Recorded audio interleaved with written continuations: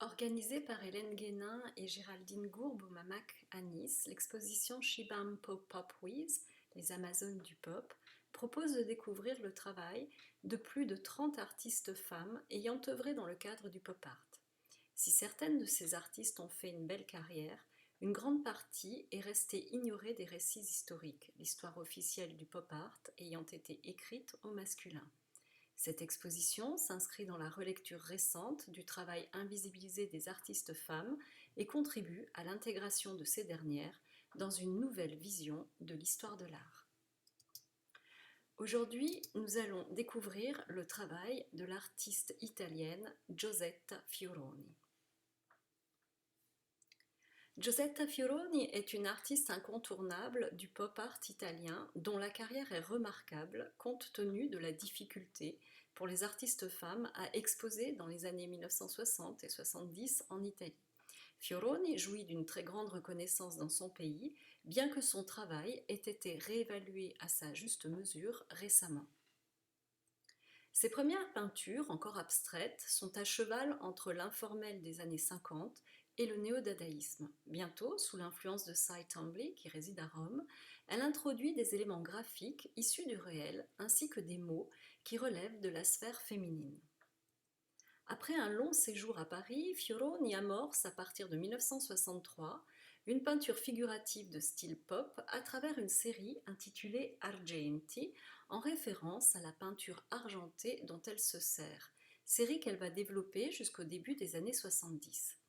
Comme ses homologues masculins du pop art, elle part d'images trouvées, mais en sélectionnant une iconographie essentiellement féminine.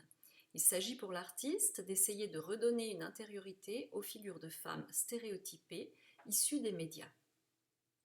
Ces images prélevées dans la presse féminine et dans le cinéma sont recadrées et photographiées sous forme de diapositives que l'artiste projette sur la toile en les interprétant avec de légères variations. Par la suite, l'artiste fera elle-même ses propres prises de vue avec certains mannequins comme Talita Getty.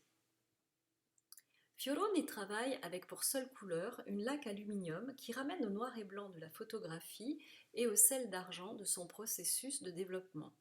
Teinté de mélancolie et comme suspendu hors du temps, son travail d'une délicatesse inouïe renverse le regard masculin sur le corps féminin en faisant ressortir l'épaisseur psychique de ses personnages.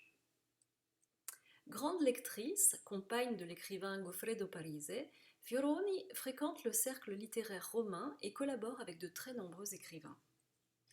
Elle s'est essayée au cinéma expérimental en 1967 à travers 4 courts-métrages où elle s'est intéressée notamment à la question de l'intimité féminine.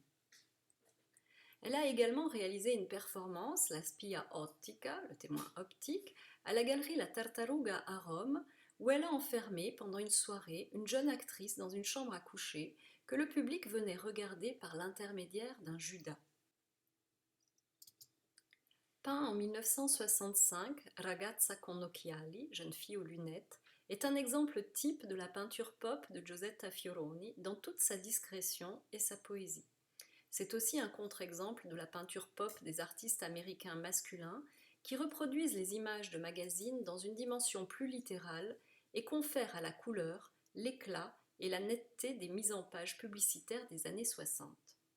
Proche du dessin, la série Argenti de Fioroni repose sur une économie de moyens qui se veut lacunaire.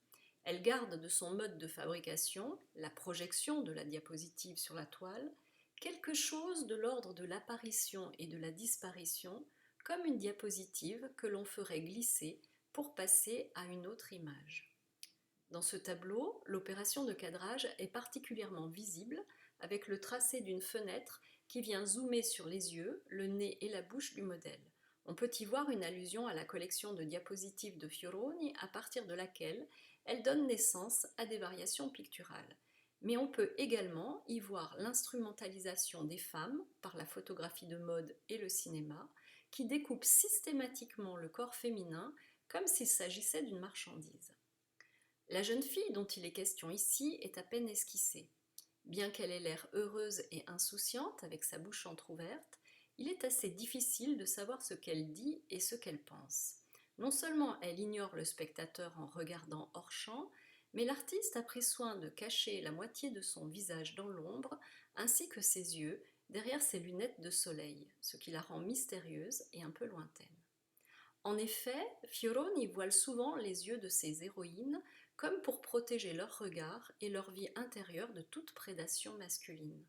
On ne peut pénétrer le fort intérieur de la jeune femme qui reste intouchable et souveraine. En posant son regard de femme sur d'autres femmes, l'artiste leur assigne une autre fonction que celle d'objet prêt à être consommé. On retrouve dans tout le travail de Fioroni le désir de donner de la profondeur aux images de papier glacé qu'elle extrait du flux médiatique. Le rapport de sororité que l'artiste entretient avec les mannequins et les actrices qu'elle peint relève à la fois de l'intime connaissance qu'elle a du monde féminin et de sa position de femme peintre dans un monde artistique qui, à l'époque, est presque exclusivement masculin. L'image médiatique froide et impersonnelle est ici transformée en un instantané qui possède la dimension nostalgique des albums photos de famille. Cet aspect affectif de l'image va de pair avec la pratique d'une peinture qui réfute les procédés mécaniques de reproduction de l'image pour garder à l'intelligence de la main une place prépondérante. Mes images à l'aluminium sont peintes avec le pinceau, avec la sympathie artisanale que l'utilisation du pinceau comporte, contrairement au détachement industriel de Warhol.